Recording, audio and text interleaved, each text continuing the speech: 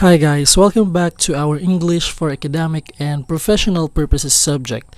And for today, we will be talking about citing sources.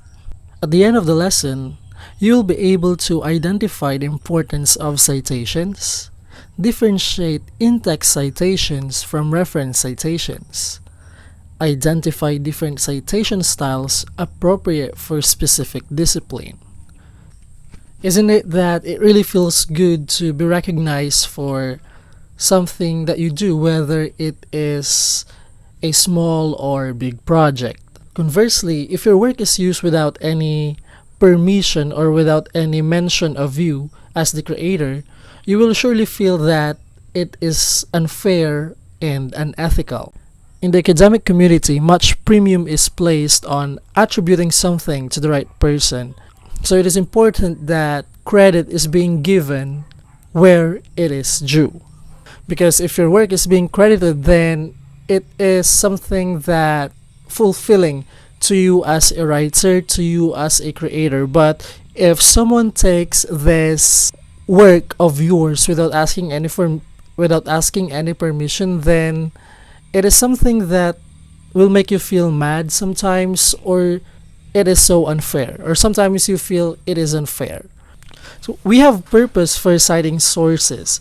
It is important not only to get information from credible sources, but also to properly document all the borrowed ideas, information, concepts, arguments, or information and attribute them to their authors or creators. So this is done by citing sources. So this is the procedure in which an integral part of academic and professional writing serves the following purposes: to give credit to the original author of a work, to promote scholarly writing, and to help target audience identify your original source. Alright, so let's proceed to the first one: to give credit to the original work. And I know that you are familiar with the term plagiarism. Plagiarism is a serious offense in which someone takes and uses the ideas, information, concepts, arguments, or information of someone else intentionally or unintentionally without proper citations. This plagiarism is a serious offense in the academy. There are various forms of plagiarism. We have a lot. First is not following the conventions for referencing and acknowledging sources. And also, if you are changing the words used into synonyms or copying the exact sentence of a source without giving credit. So you copied something and then you are just changing different words into its other forms or synonym. It is still considered as plagiarism because you didn't give any credit to the work. Also, if you are copying many words or ideas from a source without attribution, it is considered plagiarism. So paraphrasing another person's work with minor changes is considered as citation if you didn't put any citation about the original author. So even you say that you paraphrased it, but the meaning and form of progression of ideas is still the same without properly citing the source, it is plagiarism. And also piecing together sections of the work of others, and then you are going to make it into new whole and claiming it that it is your own. So if you are getting parts of articles, essays into different sources and then you are putting it together, if you are doing that, that is considered as plagiarism, and also if you claim it as your own. So this is very common, especially to students. If you're doing an assignment, submitting written work of others, you claim it that it is your own. For example, someone gets your written assignment. Example is, let's say that it is a poem and it is being submitted by someone and he claims that it is his own work, but knowing the fact that he just get that from you.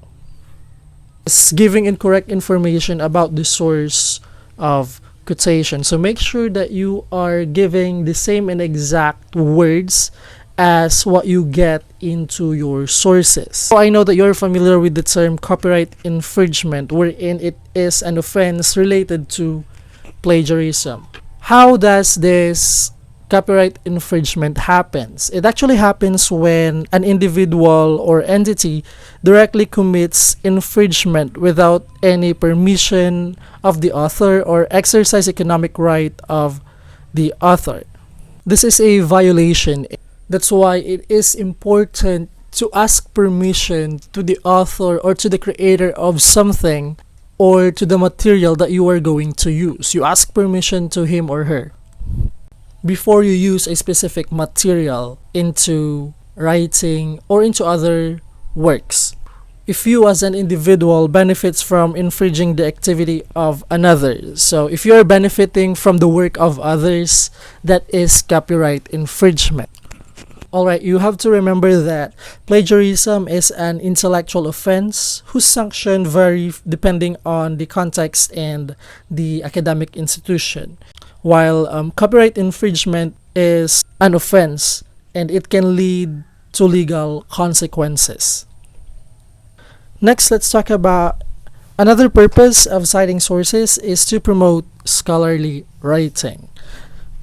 It means that you are able to exhaustively use related and existing ideas or informations, concepts, arguments of an experts, and to properly attribute this to the original source. It means that you are following a format and your work is thoroughly researched and used proper citations. And last purpose of citing sources is to help your target audience identify your original source. More often than not, your target audience or readers want either verify the information or learn more about the information from the original source. So with your proper citations, your target audience can easily identify the location of your original source in your paper. Readers want to see which one is yours or which ideas are yours and which one is not. Especially in the case of us teachers, if we are asking you assignments and if you are going to search using the internet, you're about to research something, right? And if you fail to put citations, we cannot identify which one is your work. That's why we are using a plagiarism tool in order for us to identify if that specific assignment or work is actually yours or not. So let's proceed to the forms of citation. There are various styles or formats used to cite sources, but take note that there are only two forms of citations, that is the in-text citation and the reference citation. First, let's talk about the in-text citation. So this requires the writer to cite the details of the reference used in the certain parts of his or her essay. The format of in-text citation vary per style, so it depends which discipline you are going to use. The format of in-text citation depends on what kind of style guide you are going to use. From the word itself, in-text citation, meaning the citation, you can find the citation on the text or paragraph itself. In-text citation. So let's take a look at the example. It comes together with the paragraphs or sentences.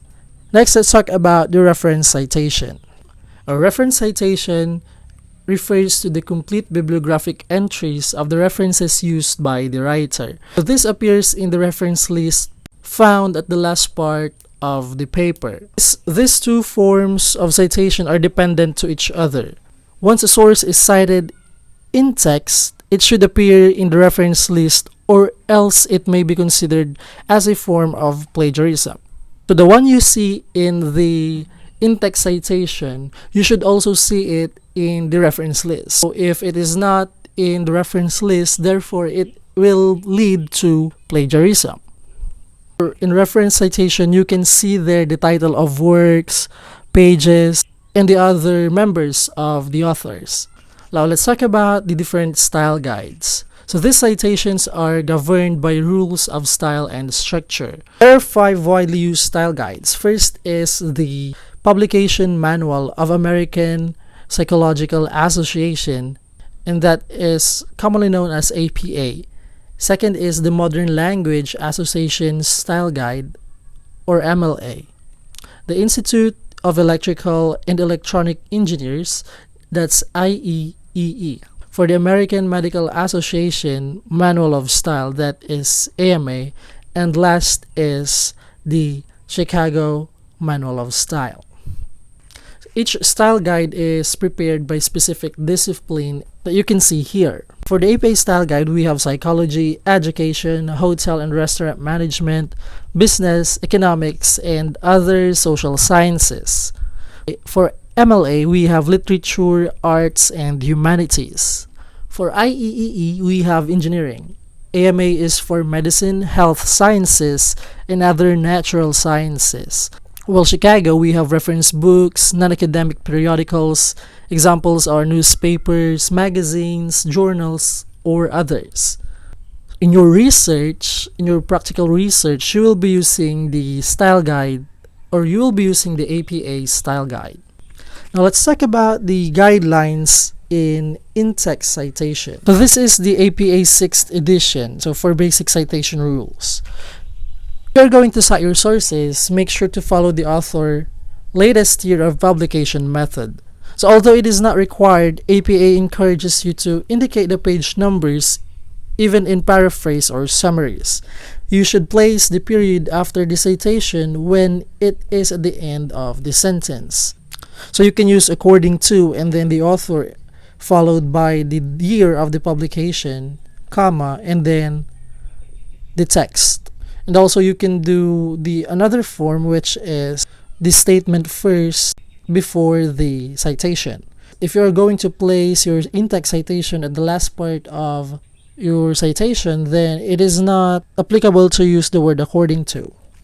And if you plan to put it on the first part of your sentence, then you should use according to. For two authors, notice in the example the use of the ampersand, which the citations are inside the parenthesis. Example is this. If you're going to use according to, put the author's surname if there are two, right? Put the author's surname, Sipasio and Barat, parenthesis 2014, comma. APA style guide is required for business student majors. On the second, APA style is required for business students major. Closing up in parenthesis, Sipasio ampersand Barrett comma 2014. So the difference is the use of ampersand and parenthesis. So without according to, the citation should be Sipasio ampersand Barrett comma 2014 and then close and open parenthesis. But if you're going to use according to, the one that has parenthesis is only the publication year, to be followed by comma. We have also guidelines for 3 to 5 authors. For 3 to 5 authors, name all 3 during the first citation. And after that, use the primary author followed by et al., which means and authors for subsequent citations. Example is here. First citation, make sure to include all their name, their last names. According to Sipasio, Barat, and Sanchez, closing up in parenthesis, 2014. And of course, after the parenthesis, make sure to add comma. The APA style guide is appropriate for the fields of nursing and education. However, if you're going to put your InText citation to the last part of the statement, you should follow this format. Parenthesis, Sipasio, Barat, and Sanchez, 2014, and then parenthesis. Alright, so after the first citation, there is no need for you to include all the names of the authors. You're just going to include the main author or the primary author for the subsequent citation. For example, Sipasio et al. States that in general, the social sciences employ this citation style 2014. So the second, in general, the social sciences employ this citation style. Citation et al. 2014. Note the year, the publication year for the first example under subsequent citation. The published year or the year published is located at the last part of the statement to be followed by period. So if you're not going to use the word states that, just follow the second format, which is after the statement, put the citation. That is Citation et al. Period, comma, 2014, closing up in parentheses, and then period. So for the direct quotation, we have guidelines under APA format. So when you use direct quote with less than 40 words, you are required to include the page numbers enclosed in parentheses. So the page number must be preceded by P or PP for multiple pages. So check the examples, focusing on the variety of formats and the use of capitalization, parentheses, quotation marks, period, spacing, and numbers. For the first format, indirect quotation, Citation, closing up in parentheses 2014, claim that, alright, so this is the direct quotations. Beginners found the APA style guide too complex. And then after that direct quotation, you are going to put the page where you found the direct quotation. So for example, it is only one page, put P period 56 and then closing up in parentheses, and of course don't forget the period. The second format is if the use of according to. So according to Citation 2014, beginners found the APA style guide too complex. You can use this third format wherein you put he claimed that beginners found the APA style guide too complex, the direct quote, and also the citation. The Citation, 2014, and then the page 56 parentheses because of several factors. You can use any of the three format. 1 and 2 is less complicated compared to number 3 because you don't need to insert words such as he claimed that, something like that.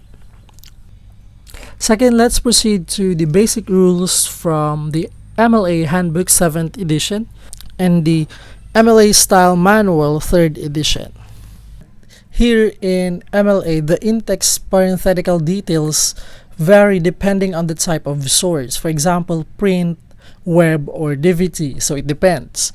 Also on the entry in your paper's works cited page. So the first detail in your reference says in-text citation must also be the first thing that will appear when it is listed on the works cited page. This style follows the author page method. The author's name may appear on the sentence, but the page number should always be in the parenthetical citation and not in the sentence, so take note of that. We have here examples focusing on the variety of formats: capitalization, parentheses, quotation marks, period, spacing, and numbers. So notice the absence of a comma in the in-text citation. So in the examples, there is no comma. Comma is not important if you have single author. You can use two formats.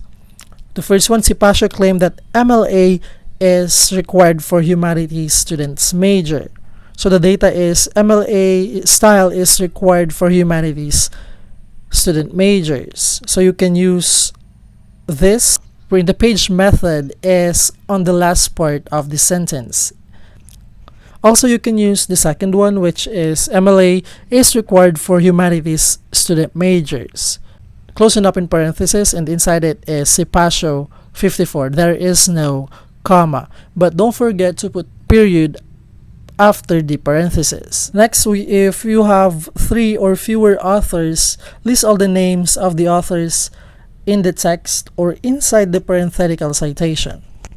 Notice the use of "and" in the parenthetical citations below. In number 1, Cipacio and Barrett claim that MLA style is required for humanities major, and then the page. Authors are Cipacio and Barrett, and also the page method is being placed, of course, on the last part, always on the last part under MLA.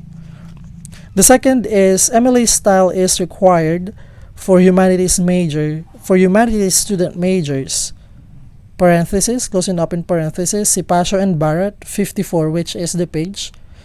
Take note that there is no comma that separates the author and the page. The third style or format is Bautista, Castillo, and C. Take note that there are commas after the author's name or surname. State that a citation guide is useful when writing, and then the page number. Then the fourth format, wherein the authors and the page method are both in the last part. So let's talk about for more than 3 authors. This is still for print in MLA. You can either use the first author's name followed by et al, or you can still list all the authors. Alright, so sir, what if the source does not list an author? So what if there is no author? Then use the shortened title of the work enclosed in quotation marks in place of the author's name. So instead of using the author's name, since there is no author mentioned, use the title and then put enclosed quotation marks and then the page number. So example is this. MLA style is one of the many citation styles students can use. Alright, so title is citation styles with enclosed quotation marks and then the page number. Next, let's talk about the IEEE editorial style manual. So in this style, there is no need to name the author, page number, or date of the publication in the citation. So instead, the references are numbered according to the order in which they were cited in the text. So the reference numbers which appear in the text have to be enclosed in brackets. Or when a reference which was cited earlier is used again in the later parts of the text, the same reference number will be used. So this is quite easier compared to MLA and APA, and this is less complicated. You're just going to put the reference number inside or enclosed in bracket. So example, Cipacio claimed that style is complex. Then put number 1, period. If the same reference was cited as mentioned, put the same reference number. For example, in paragraph 2, Cipacio claimed that Ieee style is complex, and then your reference again for the paragraph 5 is still Cipacio. Then put both number 1 as your citation. So this is very simple in InText Citation. And then the reference number has to correspond to the bibliographical details of the text in the reference list of your paper. So in InText, number 1 is Cipacio, right? So in reference list, you should see number 1 or under number 1 is Cipacio and then the title of the work. It should always correspond. So number 1 in InText should be number 1 in reference. Number 2 in InText should be number 2 in reference. You can find the names and the work titles in the reference list. Fourth is the APA Manual of Style 10th edition. So as with the IEEE editorial style, there is no need to add the author, date, or year of the publication in the InText citation. Instead, each reference is assigned a number according to the order in which it was cited in the text. So the number reference is placed in superscript after the period in a sentence. Alright, another easy format. So in AMA style guide, number reference is placed in superscript, and when we say superscript, this is the small number and placed at the top. It is like the exponent. And take note that the superscript is placed after the period. In IEEE, the reference number appear in the text to be enclosed in brackets. And then after the bracket is period. In AMA, the superscript or the citation is placed after the period. So let's check the example. AMA style is required for health sciences major. And then the superscript, which is the citation. The reference number has to correspond to the full bibliographic details of the text in the reference list of your paper. So the same thing with IEEE when it comes to references. So if it is number 1, you should see it in the reference list as number 1, including the author's name, the title of the work, and the publication in the reference.